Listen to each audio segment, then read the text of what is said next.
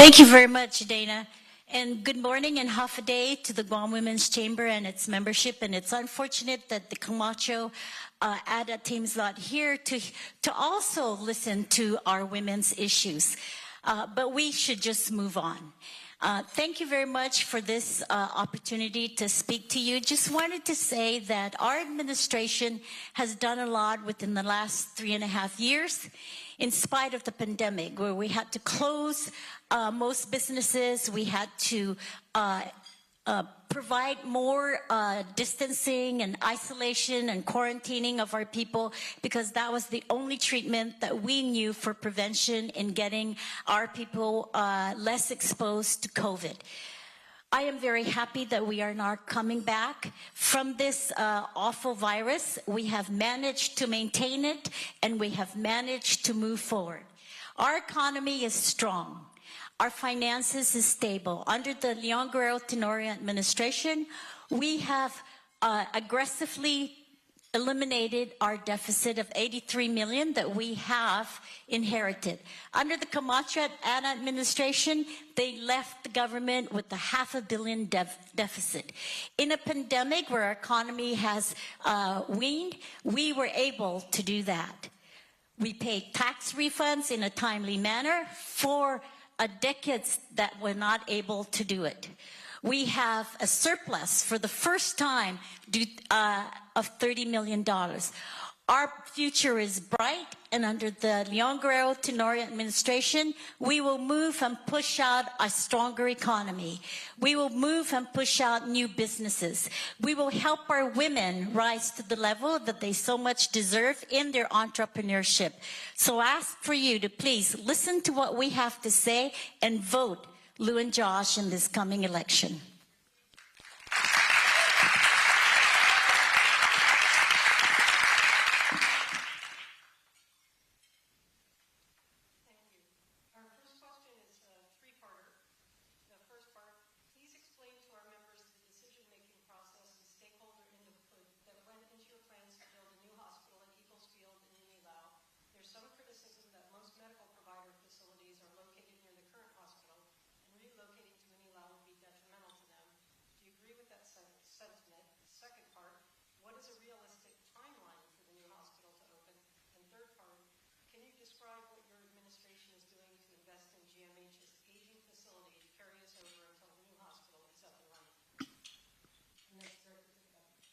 So building the new hospital in Eaglesville is absolutely not detrimental to the providers. The providers will come. It is more accessible to our patients, and that's the reason why we wanted to place it in the center of our island. More access and quicker access from the south, quicker access from the north, and quicker access from the central. So that's why we decided to move it there. Plus, of course, space allocation is much more. We are now going to be leasing 102 acres of property into building a medical center complex, which we would house GMH, public health, mental health, and veterans clinic. We've decided to do this because we believe that continuity of care is very important, and delays in healthcare will be minimized. We have also decided that in that area we are going to do a veterans clinic, which is so much needed for our people. I don't remember the second question.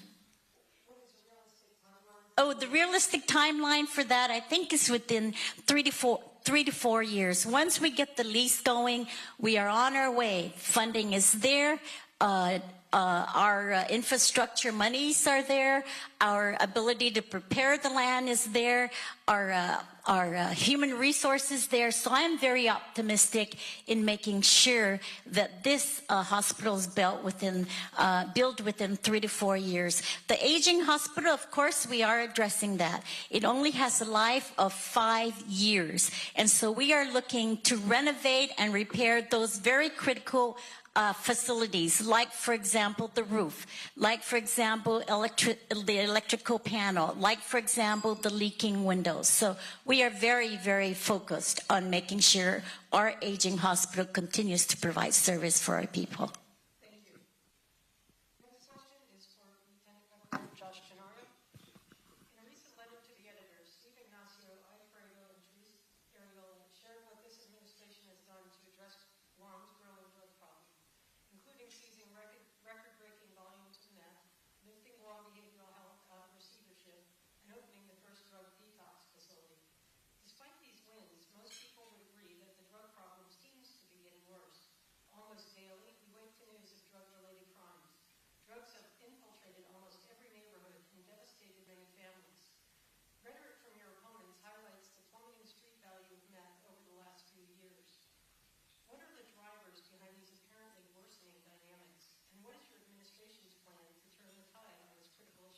Thank you.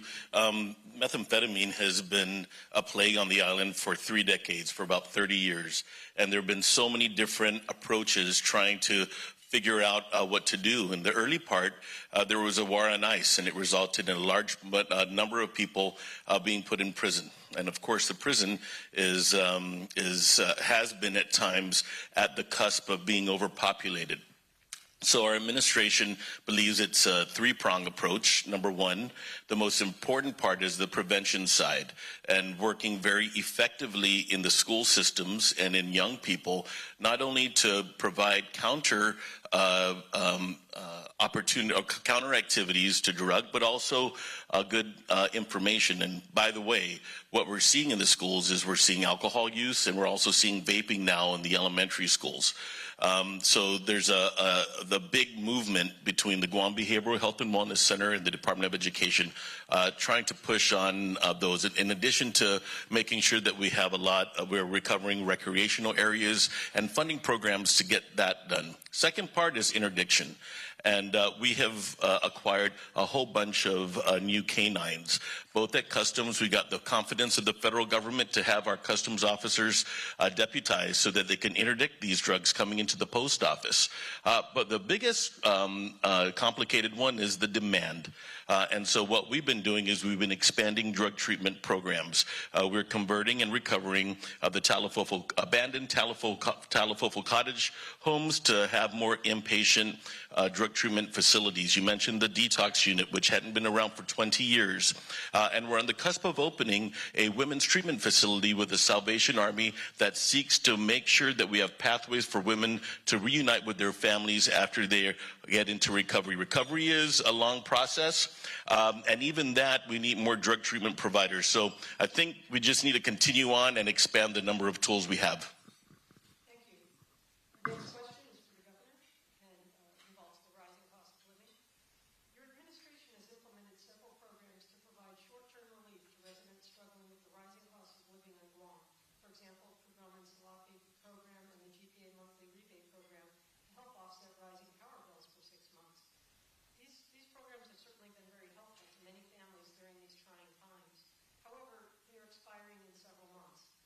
We'd like to hear about your administration's long-term strategy to help our residents deal with the steeply rising costs of living when average wages are not growing at the same rate.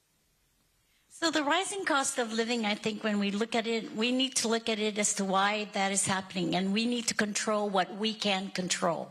And so here in Guam, I think the cost of supplies is very, very evident. And what we have done is we have worked with the Port Authority, and we have provided them with some funding so that they will not increase the tariffs in 2 years, and that would help maybe with the cost of goods. But when you look at cost of living, the biggest things are food and energy. Food and fuel is the greatest, I think, expenses in anyone's family. And so with food, we're really putting a lot of resource into keeping our food more local rather than depending on imported food. So we've worked very closely with the Department of Agriculture. We've worked very closely with the Guam Farmers Association, and we're pushing money and investments into there for them to beef up their local products. We are also looking very closely to establish aquaculture so that now we can have a source of fish and food sustainability. With fuel costs, we are pushing forward and working very closely with GPA, and we are going to meet the 2045 100% renewable energy goal. We are also working to bring in electric vehicles. We are going to bring in trash trucks that are electric. We're looking at getting buses that are electric, and also we are encouraging the private sector to bring in electrical vehicles. We have also looked at how and ways that we can maybe decrease the cost of energy to our homes, and solar panel is one of the biggest, I think, program that we need to push out together in working with the private sector and working with the public sector to make that happen. So we're attacking it on food, energy, and also what we can do to decrease cost of goods. This question is for Lieutenant Governor. Guam procurement is the bane of nearly all government agencies.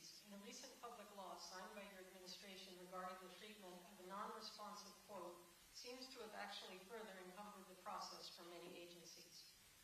What can we do to simplify, streamline, and make our procurement process more efficient? Over the course of the last few years, there's been a lot of additional requirements put into the procurement statute, and at the same time, the number of administrative staff that are actually performing this service is reduced. There is a knowledge gap, and the first thing that we've done is invest some resources getting people into the proper training so they can make the proper decisions at the source of the procurement, which is at the agency level. But I think that one thing that we're definitely open to working with the legislature is to taking a look at those barriers or those chokeholds and determining whether or not these are actually necessary. Many times we find that a lot of rules, regulations, or laws get caused by exceptional situations situations, and that has caused sometimes things to be a bit more regulated or cumbersome than they should be for the general group of things that need to happen. So different things like demanding that the Attorney General's office clear procurements over $500,000 when there's so many big contracts moving, but there's still only a limited number of attorneys that are able to do that.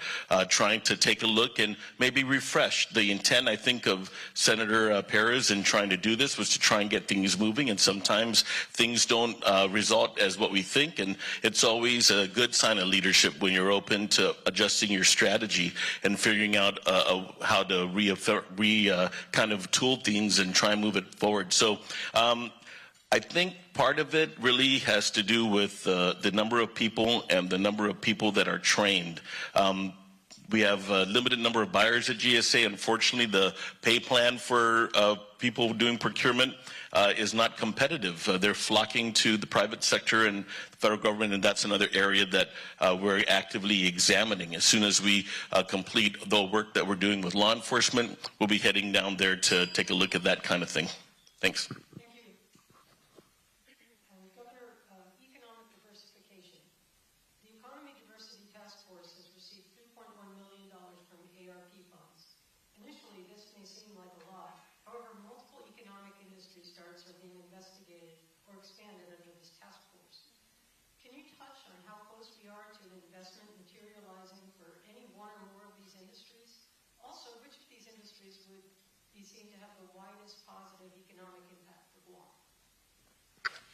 You know, since this pandemic, I have worked very closely with Gita, and I have established the Economic Diversification Task Force.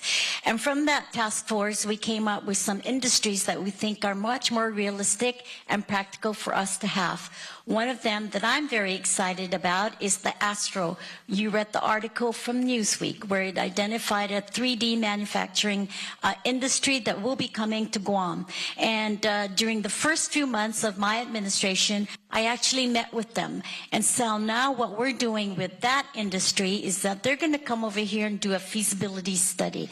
I'm really excited about that industry, Dana, because it'll provide good jobs to our people. Plus, it'll decrease the supply cost. And what they're going to do is they're going to start first with the military projects and ship repair.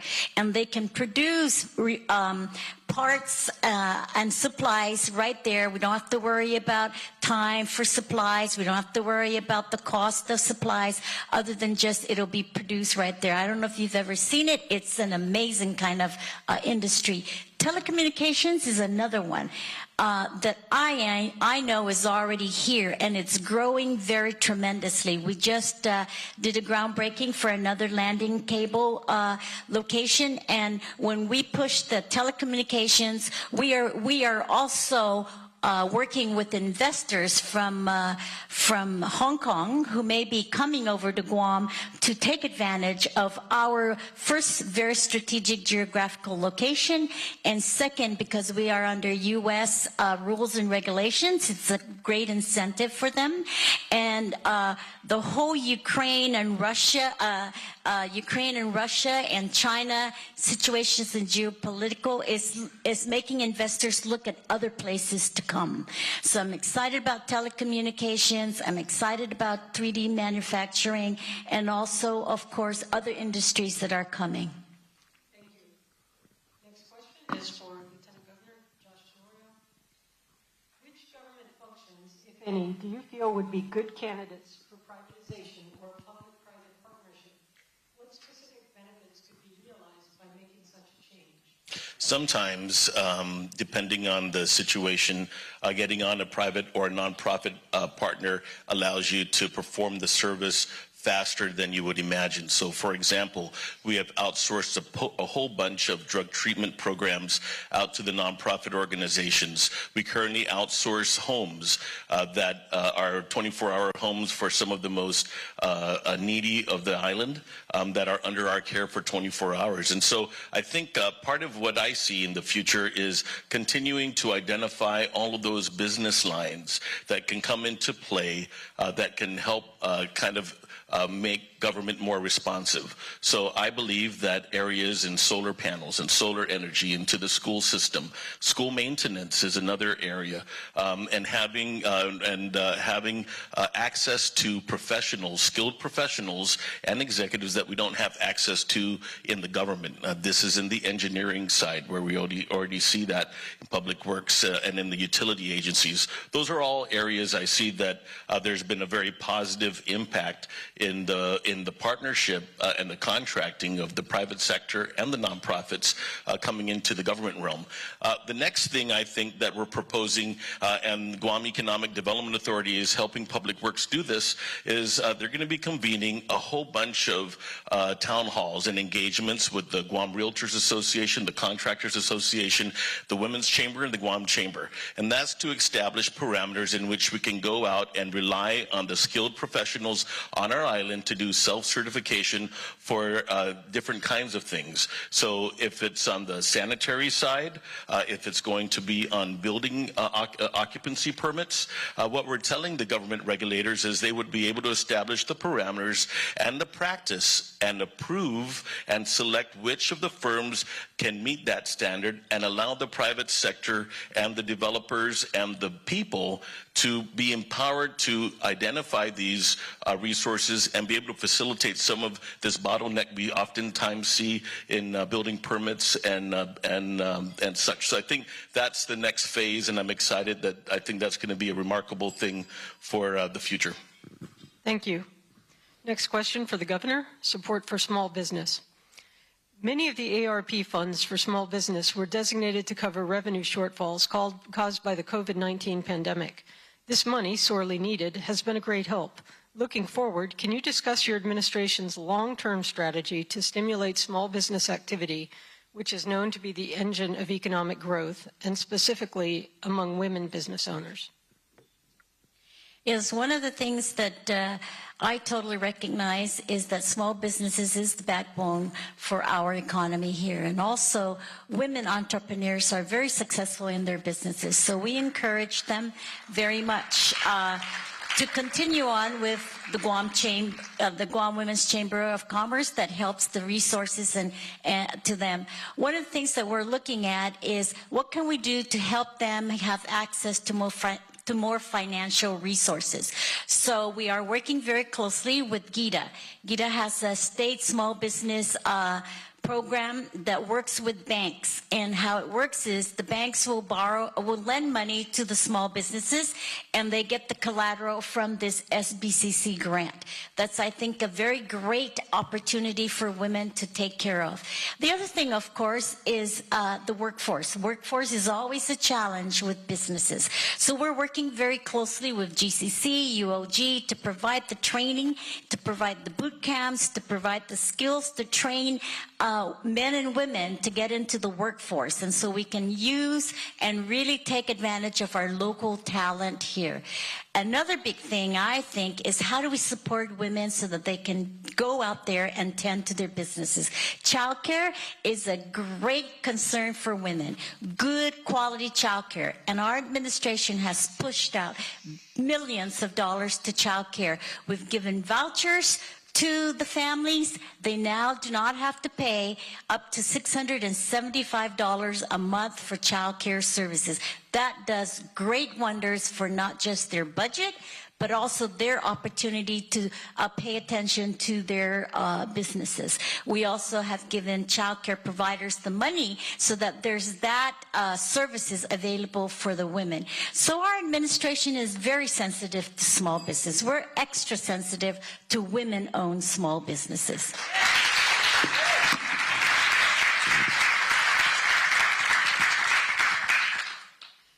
Thank you. And now, Lieutenant Governor, how will you address the lack of affordable housing that is affecting our low to moderate income families? And how will you deal with those who simply cannot afford a home or an apartment to rent going forward? One of the biggest things, of course, is the price of labor. Over the course of these last few months, the governor and I have been very focused in trying to make sure that we have very big pathways for us to get skilled labor onto Guam at a time when the military expansion is sucking up a lot of the labor. We, of course, right now have the highest amount of H-2s ever, but it's still not enough because the price of a home has escalated. So one of the big things is we've been working with the Department of Defense, and I have to say they've been a great partner in understanding that in order to have stability on this island, they also have to be very supportive of expanded policies that allow us to bring in skilled labor for use outside the fence. And in lieu of direct specific language that has expanded that, the governor went and negotiated a regulation that allows the Guam Department of Labor director to issue a letter of adverse impact, which allows them to declare that the military expansion has caused a shortage in the labor force, and therefore it is military related. The first two projects that we received approval for this has been the Island Academy, which was built in 8 months, a record, and the second one is the Don Don Doki shopping center that is happening across McDonald's. So that's one area is labor.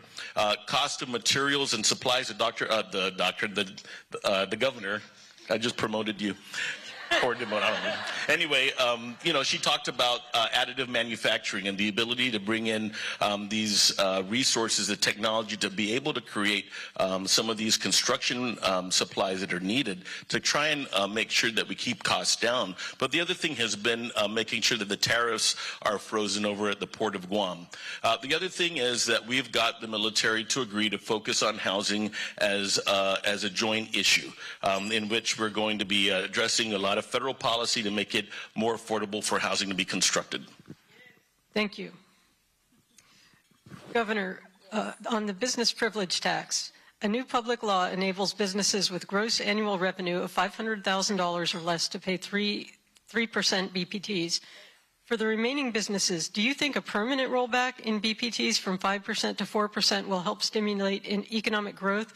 If yes, what is the best strategy to fill this 1% gap? If no, why not? I think this whole discussion and debate about rolling back BPT needs to have more attention. Rolling back BPT has great consequences in our revenues and in our taxes and will impact public service to our people. If we roll back BPT, I think we need to look at a greater analysis in details, and I'm very open to listening to what options and ideas there may be. If we roll back BPT, one of the consequences that we will suffer is that we will lose $60 million to about $200 million in revenues from contractors and from military projects, because most of our revenues that come from there come from the contractors with their BPT. So if we were going to move that BPT back from 5 to 4%, it would greatly impact significantly a portion of our revenues.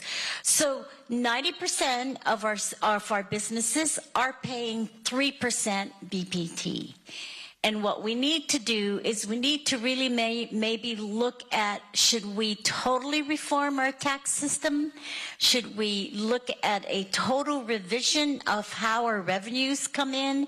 Should we look at other areas, countries, states? What do they do about revenues? Certainly, I do want to provide fairness and equity throughout when we impose revenues for taxes to improve our general fund. It does impact our general fund, and we at times will not be able to do the public services that we want to do, to keep our people safe, to give good education, to have quality health care. Thank you. Lieutenant Governor, for online permitting, how close are the permitting agencies, DPW, Guam EPA, Reventax, Land Management, DPR, and SHPO, to an online system where an applicant can track their permit through the government process and see who has approved their permit, if they still need to submit further documents, etc.? This would streamline the process a great deal. I agree with that. We believe that online permitting is going to allow concurrent review of these permits across all of the regulatory agencies of the government. Early on, the governor identified resources. We got a partnership from the federal government to give us the money to go out and obtain and procure an online permitting system. So where that is right now, it is at the tail end of an active procurement. Meaning that there have been a whole bunch of vendors, as I understand, that have done their presentations. I understand the panels from all the agencies that are part of the selection committee are actively working, and I would say a selection is pending. After that, of course, things don't happen overnight. They're going to have time to go and implement, but we've been able to catch up on time because our agencies have already been documenting their business processes. They're already ready to make amendments to how they're going to be processing these permit applications. The big advantage is it's going to allow applicants and developers real-time access to see where their permit applications are in review at every single agency and within the agency. Some of them, like Guam EPA, you have to clear 4 or 5 different sections. So it's going to bring transparency to that. It's also going to bring some transparency between the developers and the contractors. Sometimes we find that sometimes delays are caused because the contractors are not providing the complete packets, and the developers are sort of kind of left in the dark. So this is going to be one of the single most biggest effective reforms in the online, in the permitting process, moving things online. And the second part of that is GITA and Public Works are working on identifying conflicting and overlapping regulatory functions of agencies, and we'll be able to propose making decisions on which agencies are dominant and should be responsible for those sections. Thank you.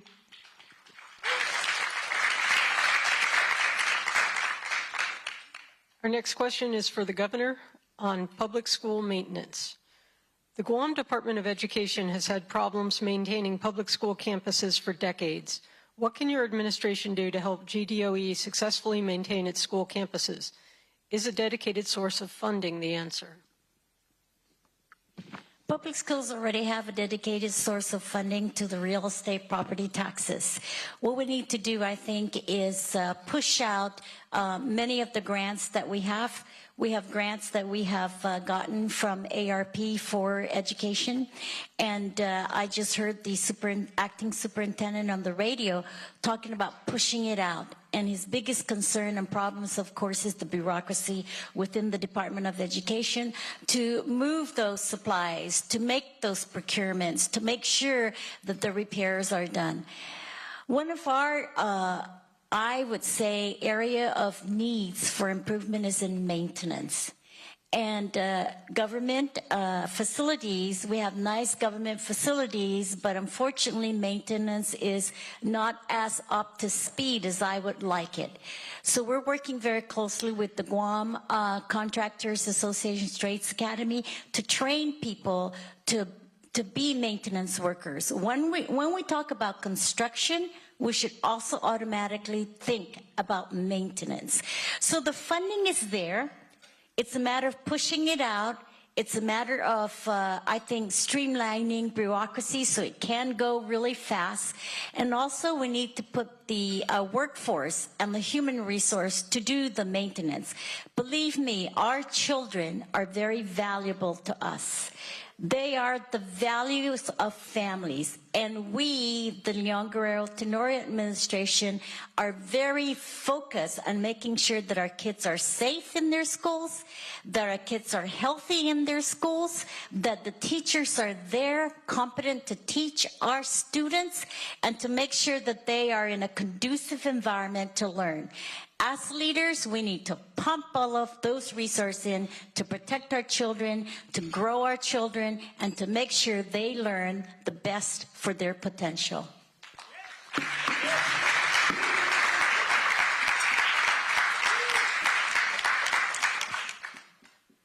Our final question, this one is also for the governor, and you actually touched on this in an earlier answer.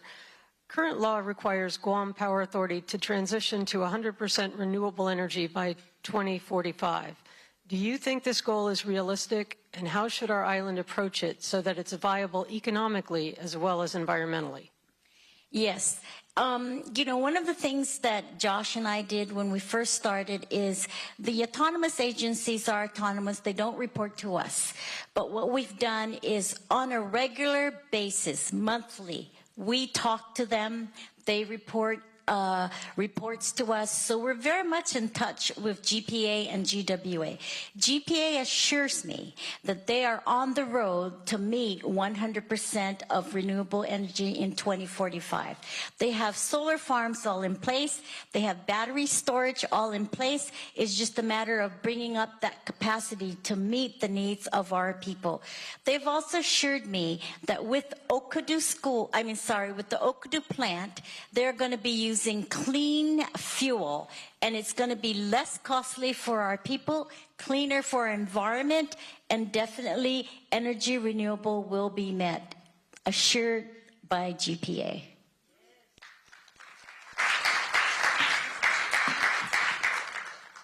Thank you. I'm told we have time for a question from the audience. Okay.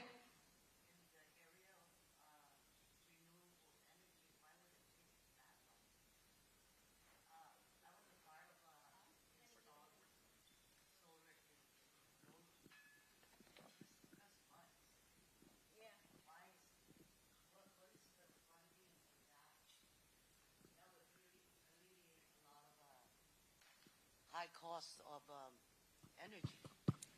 So, you know, if there's any place that would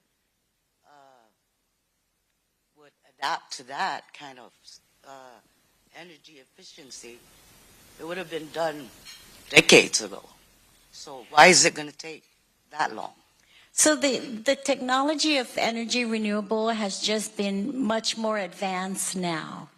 And even with the Micronesia Challenge, they're looking also at 2035. So realistically, 2045, with all the science and the experts, they felt realistically they could meet that goal. And in the meantime, they are continuously increasing, reaching that goal. So I think right now we are at about 25 to 35% in meeting that goal. There's a lot of work that needs to be done to set up solar farms, and then there are also other alternative energies that people are looking into.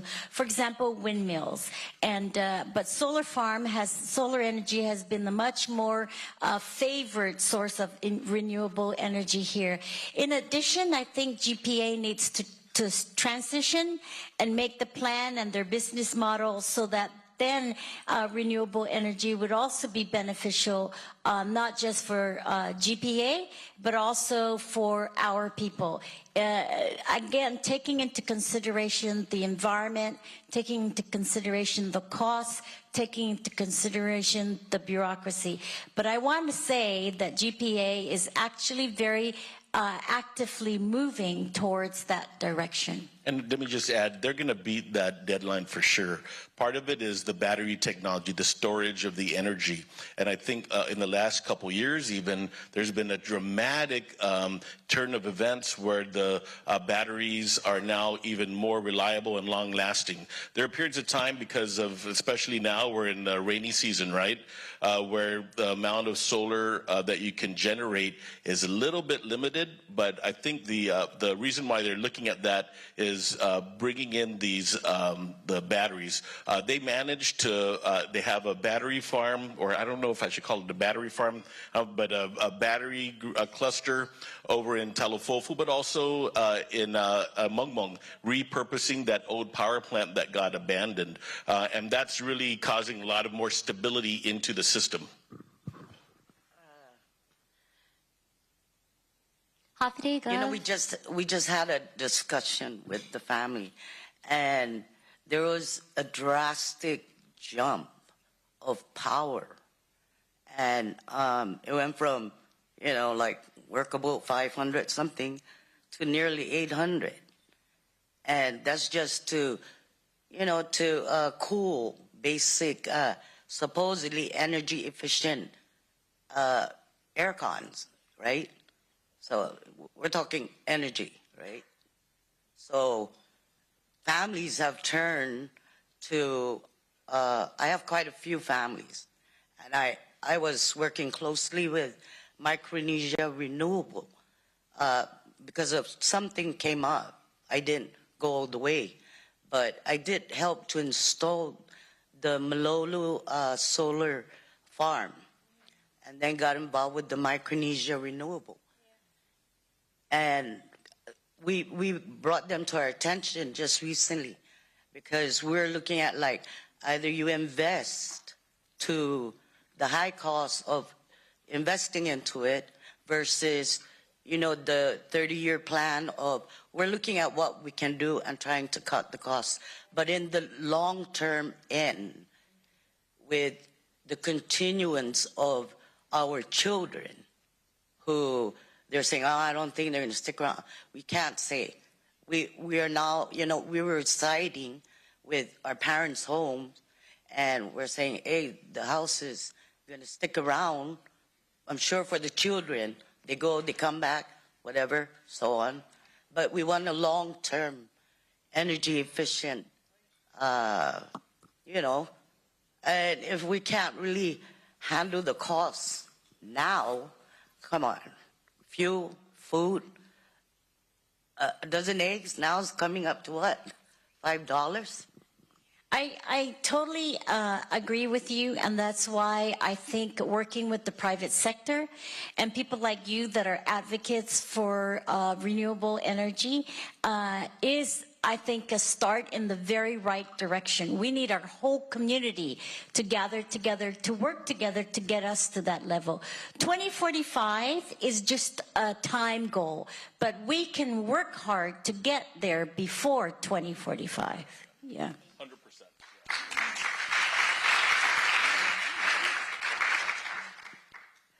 Thank you. We'll now allow the Leon Guerrero Tenorio team 2 minutes for a closing statement.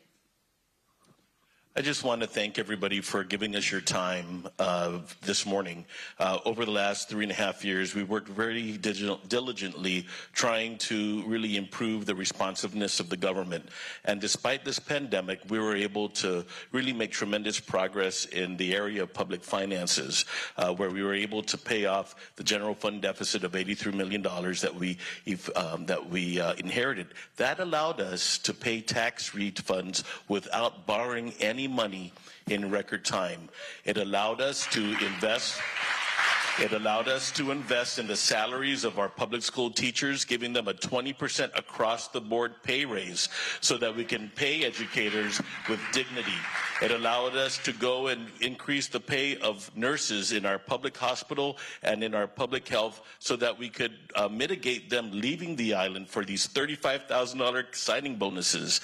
We were able to, across the board, increase the salaries of law enforcement officers by 18% so we can have a good chance in getting Guam's best to go back and help us fight crime and keep our people safe. So I'd just like to ask all of you, there's a lot of things out there. Future is bright. Please vote for Leon Guerrero Tenorio and give us 4 more years. Governor? Good.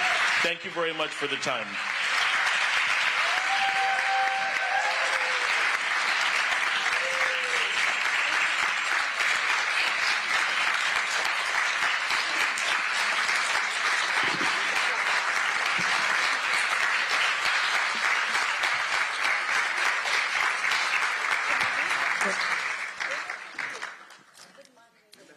Thank you very much. And we're now transitioning to the Congressional segment of our forum, which will be moderated by Nick Delgado from KUAM.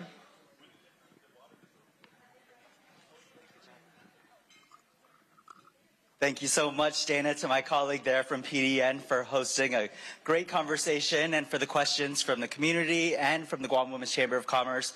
Real quick, I want to, of course, acknowledge, thank you, Senatorial candidate Sarah Thomas Nettedog, who is also joining today's discussion and breakfast. I don't see anyone else here that might be up for election, but of course we welcome her and everyone else as well. All right. Well, howdy everyone. I'm Nick Delgado, as Dana said, and I'll be your moderator for the Congressional segment of the forum. We have both candidates, the Congressional delegate participating in today's forum. Candidates, as I introduce your names, please join me here on the stage. Our first candidate is a Democrat, a former Speaker of the Legislature, the Honorable Dr. Judith Wonpat.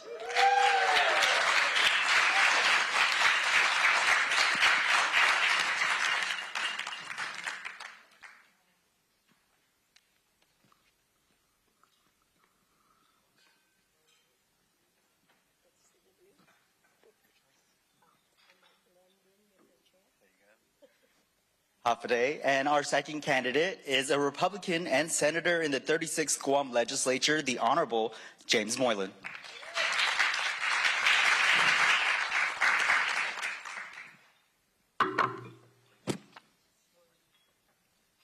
Nice gesture there. All right, now in fairness to both candidates and the audience, time limits will be strictly enforced. Similar to what you saw there, each candidate will have 2 minutes for an opening statement. I will then ask both candidates a series of questions prepared by the GWCC membership.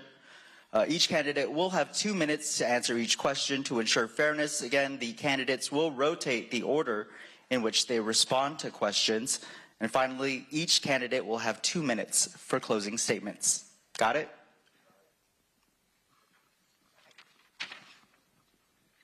All right, now we begin with opening statements. First, Senator James Moylan. Good morning, Nate, and thank you for that introduction. And thank you for the Guam Women's Chamber of Commerce for allowing us this opportunity to speak. I also want to acknowledge the Governor and Lieutenant Governor. Thank you for your presentations, and I believe the First Gentleman is here as well, and our other candidates too. Thank you also to the committees on the Guam Women's Chambers of Commerce for making this happen. My name is Jim Moylan, and I am a two-time senator here. And I grew up and I'm raised in Tumon. This is my stomping grounds, you know, and it's been an exciting time here on the island and watching the island grow. And you know, well, I'm an only child. I'm just going to tell you a little bit about myself. Okay, I'm an only child. My parents was John Moylan and Maria Camacho Moylan. I have a little bit mixed blood in me, but I'm a local boy. Right, and this time in Guam and growing up, graduating high school here, graduating from the University of Guam and serving my island in military service and government service as well, and the private sector too, and now on to being your senator. Down in Tumon, I grew up at Blessed Diego Church too, where I still volunteer for my services. I enjoy doing the yard work there as well. There's other things, of course. My job experience in the military has taught me a lot about the military buildup, and also a lot about families with my faith as well too. So I thank you for this opportunity to come before you today just to answer these questions prepared by Nate, and I'm looking forward to the opportunity to be your next delegate in Congress. So thank you very much. Thank you, Senator. Now, Dr. Judith Wonpat. Buenas and Hafide. I have to apologize for my voice. I have this really great ground plan, and I went canvassing Sunday and got caught in the rain, but I don't have COVID. I tested 3 times. It was negative. But good morning, and thank you so much for this opportunity to come to meet with the Guam Women's Chambers. Governor and Lieutenant Governor, it's wonderful to see both of you. And for the other members, Sarah, I know you're running. I'm going to put in a plug for you, girl. And, you know, of course, I see a lot of people that I've seen out in the community. Thank you so very much. Many times we tend to forget about the women. We just kind of take women, you know, for granted. And I think that the women have the hardest job of all. And there's no amount of money that would ever be able to meet the demands required of women. But a little bit about myself. I'm Judy Wonpat. I come from a family of 8. I started out in education. I'm a lifelong educator. I was a teacher, guidance counselor, and a school principal. After that, I decided to run for the legislature. I served 9 terms in the Guam legislature, 5 of which as the first female elected speaker. Thank you. I decided to run because this is a crucial time for Guam, and I like to be able to leverage our situation with the geopolitical situation out there to be able to bring more benefits to our people, benefits that our people deserve. Guam is going to be burdened, or we are being burdened to carry for the defense of our national security. And in return, that too must be given back to the people. We have a term that we use here in Guam, inatfalt maulik. That is a term that Congress will learn about. Inatfalt maulik is that we take care of you and you would take care of us. There's my say. All right. Thank you, Dr. Wonpat. All right. We begin now with the questions prepared by the GWCC membership. As a reminder, each candidate will have 2 minutes to answer each question. First question, topic, military buildup. Do you support the military buildup? And if so, how will your office use the support to leverage Guam's needs in Washington, D.C.? And we'll start with Dr. Wonpat. Thank you very much for that question. I think because of the geopolitical situation in Guam, there's absolutely no one, I believe, who would ever say that we do not need the military here. We are here because Guam is valuable to the United States. And I intend to use that, to leverage that by being a member of the Armed Services Committee, to let them know that we are here because they need us. But in return, we want them to provide several things. Like the governor has said, is to allow for H-2B workers to come out to the community, not just for the base, but also outside. To allow for contractors to be able to pay, yes, their GRTs. So it's not just our small businesses who will be paying them, that also these big contractors will do it. To allow also for preferential treatment for our locals so we can build capacity of our workers here. To allow for training as well so that we can develop skilled laborers for our community. I think that once Congress realizes that and the Department of Defense realizes that, they will be more than willing to be able to help our community. So yes, they are here for a reason. They need us, and in return, help us. Thank you. Senator Moylan. Thank you. As a service member myself, I wore the uniform for the United States Army. I served in the United States Army. I believe in the United States Army and the military buildup for Guam, but it has to be responsible for our environment and for our community. We're a community that needs to come together for this purpose. We have a definite threat with the Chinese Communist Party. We have a definite threat with North Korea. They are out there. They have their eyes are on us as their target. Thank God for the United States military that is here to protect us. And we've seen the results of the United States military during this COVID period where they were our lifeboat. They were our saviors. They brought the economy in. With this buildup that is happening, and which I wish to continue to happen responsibly, this is where our economy will continue to grow. This will create hundreds upon hundreds of jobs in government service. Well-paying jobs as well. We'll need skilled laborers, and this is a good time for our community to get that training and education to run that. So Let's continue to build that relationship with the United States. Let's continue to build that relationship with the United States military for our economic opportunities on Guam and for the good of our island and the United States of America. Thank you. Thank you. Second question now, self-determination. Guam is one of the few unincorporated territories in the world. Do you think we can successfully navigate into the future without formally deciding our political status? And if elected, what will you do to advance Guam's efforts at self-determination? We'll start with Senator Moylan. Thank you. First, I want to start off with, we should all vote for self-determination. The federal government or the Supreme Court has decided that we cannot discriminate. And the U.S. is about democracy. We don't want to discriminate, and we're a melting pot on Guam. I've looked around this room. I see a lot of different nationalities combined with a lot of Chamorros, right? Like, for example, my father is from Chicago. My mom is from born and raised on Guam. They sacrificed a lot for our community here. They raised me, an only kid also. They died here as well. They're buried here too. Everyone should have the right to vote, I believe. That's what democracy is about in the United States. My children are born and raised here as well. And we have Filipinos, we have Japanese, we have all different nationalities in this melting pot. What we really need to do is focus on the education of the different levels of self-determination. I believe we do need this, we do need to vote on it, but on the federal side, we need the funding to do that. That's where my intention will be for that purpose, and allow all of us to vote who are eligible to vote for this purpose on Guam. So thank you.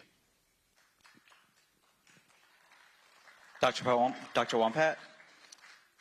Let me be clear.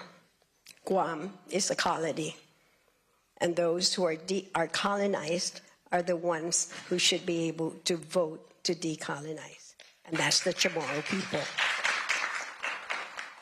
There are 3 statuses that are made available by the United Nations, and that is statehood, independence, and free association. Not Commonwealth, or not the current status. I think it's important that then I educate the members of Congress about who we are as a people. But yes, I agree with the senator, and I look out here and I see many of you of mixed, ethnic background, and you've all contributed to building Guam and making Guam a better place. And the time will come for all of you to participate in the building then, once a decision is made by the people. And I'll be happy and proud to present that status, whatever it is, any one of those status, to bring them to Congress, and then come back to the island to now then present to the people, and then have the people frame it, design it, so that it will be workable for all people who choose to make Guam their home. Thank you. Thank you for your responses. Next topic, and we'll start with question 3. We'll start with Dr. Wampat to respond. Federal funds. It's no secret that Guam is able to tap into large amounts of federal funding via grants and contracts. However, not all federal grant opportunities include Guam, and therefore we are ineligible to apply for certain funding streams. Another issue is that Guam is not able to apply for tribal grants because of legal definitions. How would your office address this disparity of funding and oftentimes nuanced red tape? Thank you. That's a wonderful question. One of the things that I plan to do in my office in Washington is to have a grants desk. That is something that I've seen all the time, many times, that bills would go through and slip through the cracks, and we've never caught them to check on the definition of states, to include Guam, or to add states and territories, so that we can always qualify, because in almost every legislation, Guam technically can be included and can participate in those grants. So that is one thing that I definitely want to do, to have someone in the office dedicated to do that, to look at all existing laws, to look at all new laws being introduced, to ensure that Guam will be included. And absolutely, I'm there to bring as much money as I can, grants, subsidies, you name it, so the governor here will be able to use it to build our economy, to be able to hire people, and not just the menial type of jobs, but highly technical, skilled jobs that we deserve. We lost, like, for example, SRF, and I want to make sure that we bring that back. And that is a highly skilled job. It's a middle-class job. And I'm so happy to hear that the governor is actually working on this with that new program, because, yes, Governor, we're going to bring SRF back to Guam. Thank you. Senator Moylan. Thank you. I think every delegate's position is to improve the relationship with the United States and Guam. And we definitely want to improve our funding coming from the United States government. This is how what we must do as a start, just like all you folks in the Women's Chamber here. We know we have to improve the relationship to better understanding so they can understand what's important for us here. Without us voicing our opinion properly and clearly with a relationship, they won't know, right? There are constantly changes in the Congress side. There's over 400 congressional seats there, and people change all the time. But it's important to keep that relationship going. We've had other delegates that have been able to do that in our past history as well. Madeline Berdallo was a good example of that as too, who has been active on the armed forces side and has got many grants for us too. A good person, a good friend of mine as well. Education funding, anything we can do to improve the education, of course. Right? So there's no objection. There's no way we're going to say, don't give us any more money. Our approach is to gain more access for the people of Guam by having the proper funding through federal funds and grants. And business growth for the Women's Chamber, right? Anything we could do to help support the women's growth in business too. And in fact, I'm hoping all these you folks in business here, and especially the women's organization, have contracts with this military buildup. You should be involved. Our voices need to be heard there, especially the women's voices here, you folks here at the Guam Women's Chambers. Thank you. Thank you. All right, the next topic is health insurance, and for this question, we'll start with Senator Moylan. Access to affordable health insurance is a huge challenge for a large cross-section of our population, from small business owners to nonprofits and all of their employees. For the Guam Women's Chamber of Commerce's group health plan, premiums have increased by 60% over the last 8 years, and deductible has also gone up significantly. As a congressional delegate, what can you do to improve access to affordable health care for those that don't qualify for Medicaid or employer-subsidized health plans? Thank you. So I'm an insurance agent as well, right? And I sold insurance to the government of Guam through the family business. Healthcare is an important thing.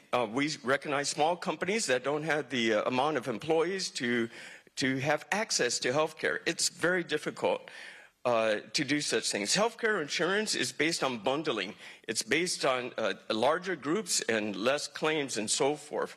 But we must have a balance for that. There's no way that we can neglect anyone's health on our island. It puts a burden on our government. It puts a high stress on the Guam Memorial Hospital and our hospitals here on the island. I will be looking for ways to fund health insurance for folks who are not eligible, to include that on Guam. This is a nationwide problem. Health insurance is especially needed for young mothers, right? I have 2 daughters, in fact, and just recently they're talking about one saying, "Dad, do you think you want to be a grandpa?" I sure hope they get some good health insurance care to protect themselves so we can have healthy children. I will fight for that opportunity to include Guam in any legislation in Congress that includes health care for those that cannot afford, especially for women. Thank you. Thank you. Dr. Wampat? I'm going to make sure that I support my colleagues in Washington to keep the Obamacare on. Secondly, I like to thank the governor for bringing in her health czar, because we've been talking about this for many years, is to have universal health care. And that should be able to help all individuals who cannot afford insurance, health insurance, which will be inclusive of not just the government employees, but the private sector as well. And she's got a great plan. And, you know, and we've had this conversation even when I was in the legislature. So absolutely. And if it needs to be subsidized in Congress, that's exactly what I would do as well. So I'm requesting, of course, that the governor, that maybe you move forward quickly with your universal health plan, because yes, everyone, that's a right I think that everyone really should have, is health care. Thank you. Thank you. Moving on to our next question, the topic, shipping and cost of goods. We'll start with Dr. Wampat for the response. Many people have heard about the Jones Act and how it exacerbates the already high cost of living in Guam by driving up shipping costs for nearly everything we consume. If elected, describe the actions your office will take in D.C. to bring down the cost of shipping goods to our islands. For those of you who don't know, the Jones Act is a 100-year-old law, and there are very specific, Congress is very specific in creating that so that in times of war, which we could potentially be in, that those ships can be commissioned then to assist with military. However, it is a very complex issue. It has been addressed many times. Congress has done a lot of research on it, and to this very day, they haven't been able to amend it or even require, put in for some exemptions. But it doesn't mean we're going to stop. It means then that I will be able to support other members who want to do some sort of exemption specifically to areas that are affected by it. The biggest cost definitely is food and fuel. If the federal government or the military is able then to buy fuel from the U.S. Reserve, I don't see why we can't. And especially, like I said, because of times now, this is the time to leverage this. They're able to get it at a lower cost, and we should be able to. Our cost is higher because we're getting it from Singapore. Their cost is lower because they're getting it from the U.S. Federal Fuel Reserves. So what is going to make them different from us, other than the fact, yes, I know they're military or not, but we're burdening definitely a lot of that on our shoulder on Guam. So I will work on doing that. But I'll tell you, it's not just that, though, because when those big ships come to Hawaii, the cost is in Hawaii to transfer that into a smaller ship to be able to be shipped here in Guam. And unfortunately, I know we're considered a U.S. port, but CNMI and American Samoa are not. And if they're not, then that's another angle to look at so that then we too can benefit and be exempted in that respect, like CNMI and American Samoa. Thank you. Senator Moylan. Thank you. I've had the opportunity to meet with Congressman Kalili, the representative also from American Samoa, and the representative from Puerto Rico. Personally went to their office, had a meeting, sit-down meeting with them as well. We discussed different things too. Uniting with these territories as well is important to address the cost of shipping to us and the price of goods. Uniting us would have a stronger voice, and that's what I propose to do. We can get some exemptions on the Jones Act, just a little at a time, as we build our relationships with the United States to be stronger. We can also subsidize, the Department of Defense can subsidize, the federal government can subsidize the cost of shipping to Guam. If you really look at us now, we're a big military base, right? And the federal government is looking at us at that purpose, and we can take advantage of that by saying, we need your help, federal government. We need your help to help bring down the cost of goods. If you want to utilize us for this purpose, then help us as well. I plan to build this relationship to do that purpose and unite with my other territories and congressional seats in order for this to happen. So thank you. Thank you, Senator Moylan. And again, we'll start with you for the next question. The topic, collaboration with executive and legislative branch. How important is it that Guam's congressional delegate be able to work with the Office of the Governor and the Guam legislature to advance Guam's interests in our nation's capital? And what are your plans to ensure that we have all critical stakeholders rowing in the same direction for key issues affecting our island? Senator Moylan. Thank you. So there's one position as delegate, right? And that one position for delegate must represent all the interests of the people of Guam. And in order to do that, you also have to have a close relationship with the governor, right? No matter who the governor is or who the delegate is, that relationship needs to be positive. And once they see that in Congress, that working together, then the relationship in Congress is even better as well.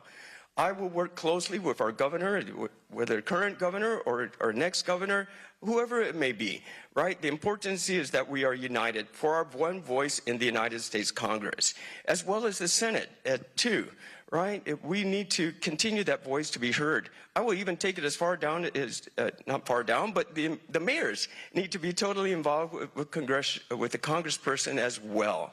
And then getting out to the village organizations, getting out to the mayor's council too. Everything must be continuously open and transparent. I plan to come back, well, okay, I'm going to say it. I get there to D.C., I'm going to be on the radio program as much as I can to tell everybody what's going on in D.C. And when I come on back, my first appointment should be with the governor. My next appointment should be with the legislature, and on to the mayors, and then on to the villages too. But never to miss the opportunity to get on the media and talk with the media as well. There's so much we can do for our island with our current relationship with the United States right now. The importance that they see our island to be for the success and for the defense of our nation. This is a good time for us to raise our opinion and become united as one people, as one voice for the island of Guam to the United States Congress. Thank you. Thank you. And Dr. Wampat, your response? My 25 years as an educator and my 18 years in the Guam legislature has really prepared me in terms of working with people, building relationships, collaborating them, going across the aisle. I've done that all my life. I've done that in the legislature. I've brought parties together, not just the Democrats, but Republicans and Democrats together. I built that relationship with them. Even when we had a Republican governors, I also worked very closely with those governors. Because the one thing I learned from my father, he said, you're going to run as a Democrat, but when you win, you're no longer a Democrat. You now serve the rest of the people, all of the people. And I've always taken that position, even when I was in the schools. I don't look at anybody because of who you are, what your opinions are. You are a person here, you are a constituent here, and I will work with everyone. And yes, I definitely will work with Governor Liu and Josh. We grew up together, we have that relationship. You know, just to be funny here, we even performed together with Joanne Brown as the Supremes here of Guam. That's how close our relationship was. So this is not something I'm starting, this is something that I do. It's part of my character to work with people and have fun with people as well. So that you can expect from me, you know, and have in the past. Thank you. Thank you. A performance coming soon. The next topic, we'll start with the response with Dr. Wampat. Climate change. Guam is looked at as a leader in Micronesia. How will you use this status to advance efforts to get the rest of the world to focus on the effects of climate change in our region and to get larger countries to assist Micronesian islands in mitigating these effects? I love our Micronesian brothers and sisters. When I was in the legislature, I was in the Association of Pacific Island Legislatures. I was also a PIDB, which is the Pacific Islands Development Bank. I'm also a member of PREL, which is the Pacific Resources Education and Learning. So yes, I know our region, I know our leaders, I know our educators, and I know what they're going through. I've traveled through the region and I've seen climate change affect those low-lying atolls, to the point where if you're in the center of the island and look to the left and look to the right, you see the ocean. That's how bad it is. That's how serious it is. And it's unfortunate that we lost an icon, you know, Mr. Bloom, who's been the ambassador for RMI, who's been pushing this issue and brought it to the United Nations. And those islands have been participating in even the most recent summit that they had. So I will definitely support their efforts. I would definitely be a voice for them as well in Congress, because we're seeing it here in Guam. Look at Talifofo Bay. How many of you have ever asked yourself this question? Drive down Marine Drive in Nagana and look to your right and you see concrete steps. You tell me, was that built right there a long time ago just to have steps in the ocean? Not at all. There was a house there, and you see how far now the ocean has taken it. So climate change is real, and we need to address it. The news just announced yesterday that we're going to be getting more rain, so there's going to be flooding that's going to be happening, and the ocean definitely is warming and rising. So this is a serious matter that everyone needs to be on alert about and start doing things to help. I know we're small, but every small island can definitely contribute. Thank you. Thank you. Senator Moylan, your response? Thank you. I've had the opportunity to meet with the president of FSM. I've had the opportunity to meet with the president of the Republic of Palau. I have good friends in the Republic of Marshall Islands as well. I've traveled to these islands too. I see our position as a congressional delegate is to unite with our island nations.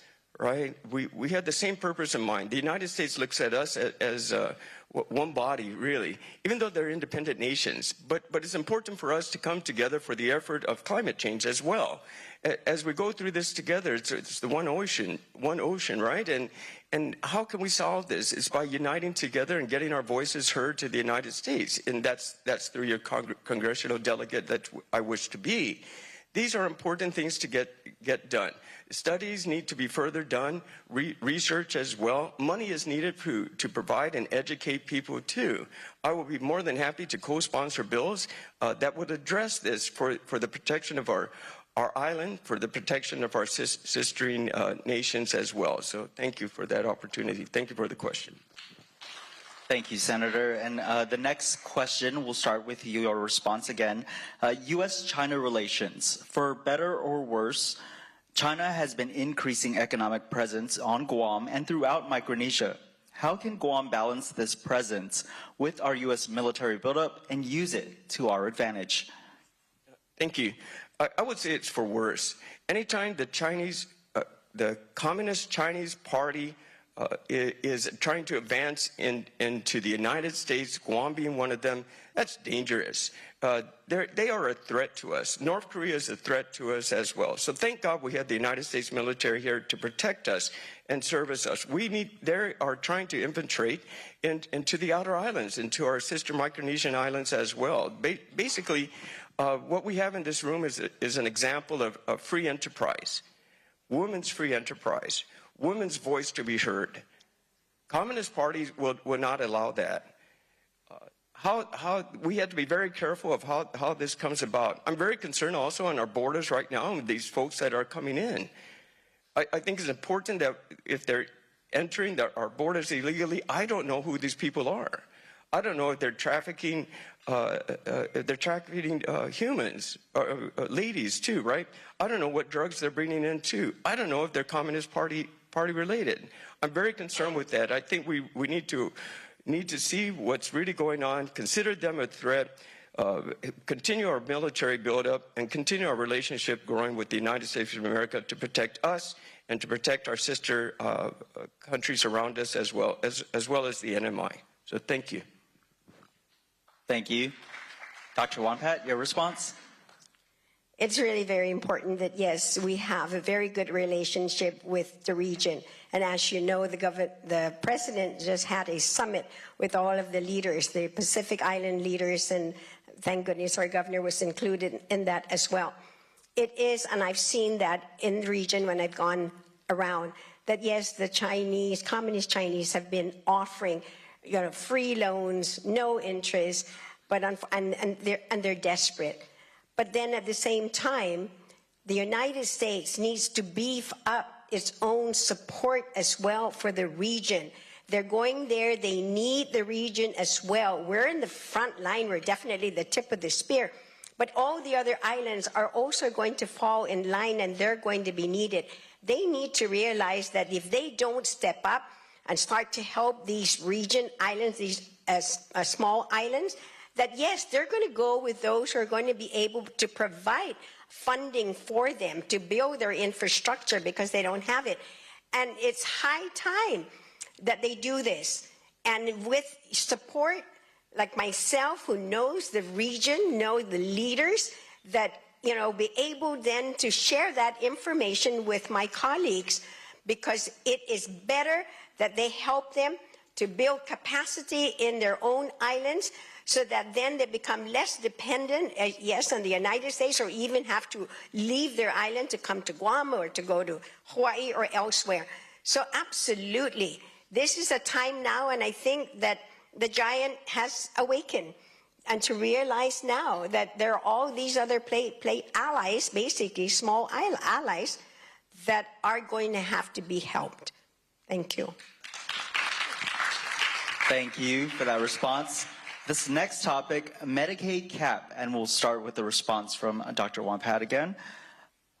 Congress increased Guam's Medicaid cap to $133 million in fiscal year 2022, with that amount scheduled to increase by 2.7% every year. We now have 83% Medicaid coverage with a 17% local match. How will this ratio help to expand healthcare affordability for our people? And what can you do, if elected, to keep this federal source of healthcare funding intact?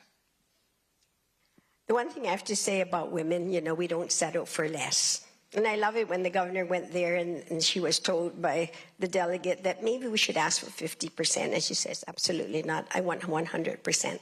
That's exactly the same position I'm going to take. I want the Medicaid cap to be lifted. Now, granted, you know, yes, we're coming in, we're small. I understand the cost that it's going to cost the United States. The biggest problem for us and the delegates primarily, is Puerto Rico, because they have millions of people there, and they're so afraid that if ever they should join the union, that they would have more representatives than any other state. So one of the movement I'm hearing, of course, and this is from people in Washington who just told me this yesterday, that there is definitely going to be an extension, not just from December 13th to December 16th, but even beyond.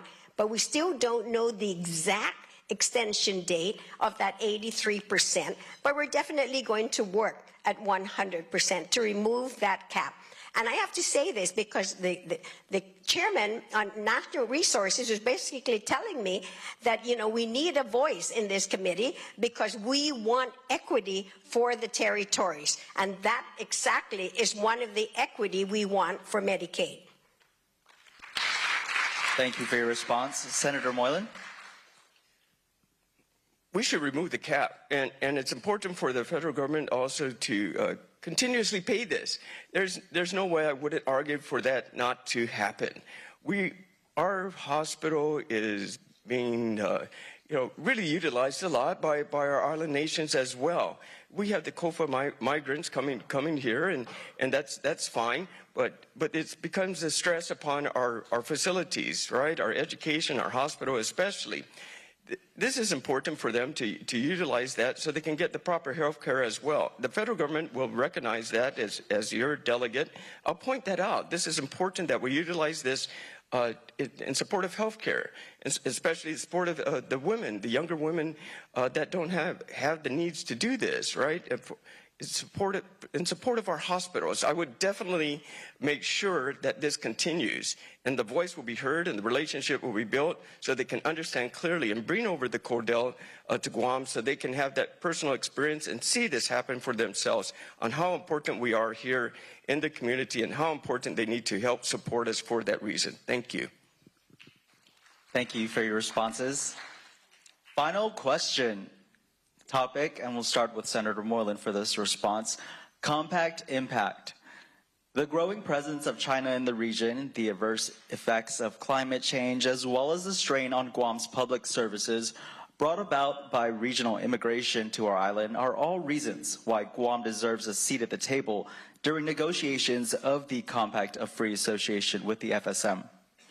As a congressional delegate, what will you do to fight for an actual seat at the table during future negotiations instead of Guam being just an observer, which is the position we are in now?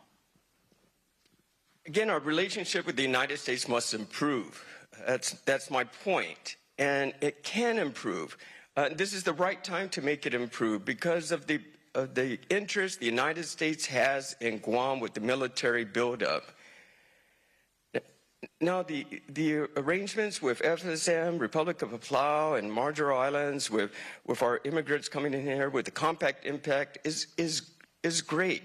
You know, I remember the study being done back in when I was at Department of Corrections in 90 to 97, and realizing how many of the immigrants or the COFA migrants are incarcerated, right? We should be looking at the federal government to also help support us on that. We need the federal government to help support us on the education part, the health part, and the crimes as well, right? Our facilities are overburdened. We're not being paid our just share. We don't have equality. Guam, Hawaii, and Arkansas are one other state, I'm sorry. but anyway, we're not being paid our equal amount. The United States government just has to understand that. And as we build this relationship with the United States, they can understand that. We'll bring the Cordell over to Guam so they can see this and understand what we need to do. So yes, we can improve that. We can get more money for this compact impact, and we can better our island and unite with our sister nations as well. So thank you. Thank you, Senator, for your response. Dr. Wampat? Thank you, Governor, for putting in a crack on that door when you requested to be an observer. And although the State Department said no, definitely the leaders in Micronesia said yes. And that's a start. But let me tell you that.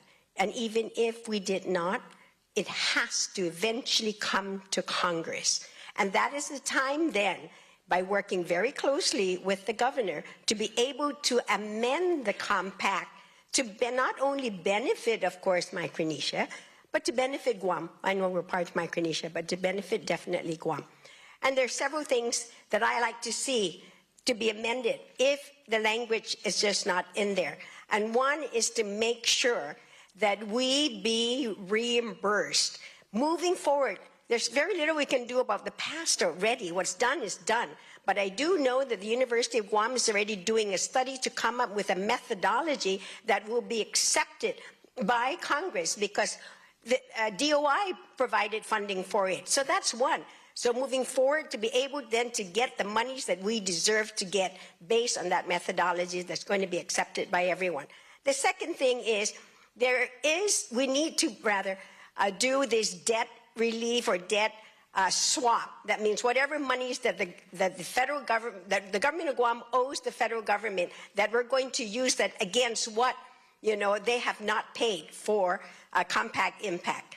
And the third amendment is I'd like to be able to have, again, the islands do a pre-screening before they come to Guam, so that then they'll be able to make sure that they are in compliance with the compact.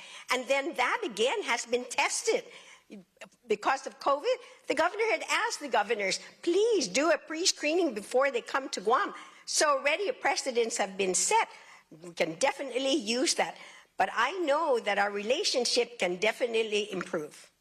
All right. Thank you guys so much for your responses. Well, before we give you some time to give your closing remarks, we are taking one question from the audience. Thank you for raising your hand. We'll get the microphone to you so we can ask your question. Hafide, could you elaborate your stance on reproductive freedom and choice, and how you think this would impact businesses, entrepreneurs, and organizations like the Guam Women's Chamber? We'll start with Dr. Wampat. Thank you. I wasn't too sure. Reproductive rights is a personal and private decision that a woman should make. She can decide to bring in her doctor if she wants. She can decide if she wants to bring in a spouse or a significant other. But that is a decision for a woman to decide when she wants to have a family and when if she does not want to start a family. And I think that having other individuals who do not know the person and their situation to make that decision for a woman is unconscionable, because that could definitely affect her future, her livelihood, her economic status, her social status. And only that woman will know what that will be like for her. And she should be the only person to make that decision. Thank you. Senator Moylan, your response to the question?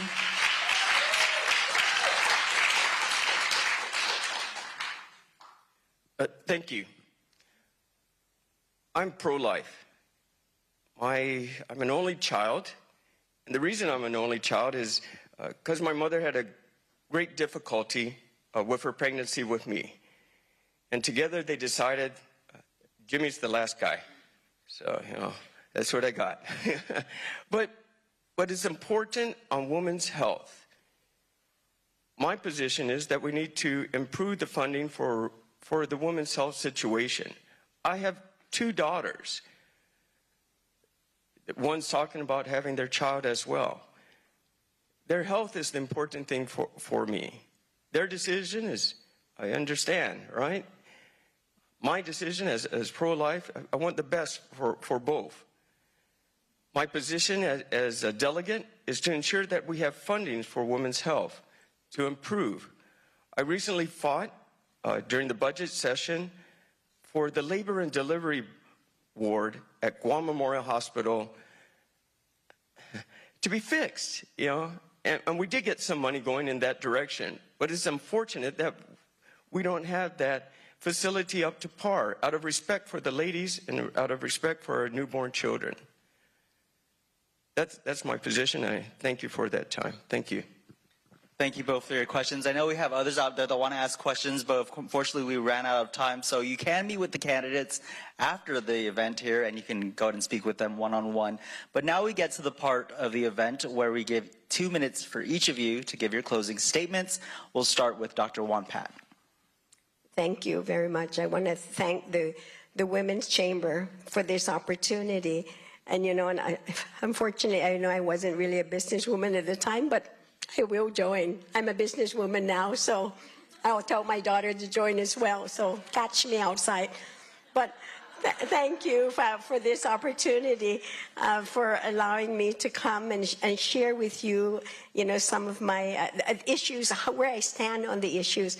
But to let you know that my platform really is 3-pronged.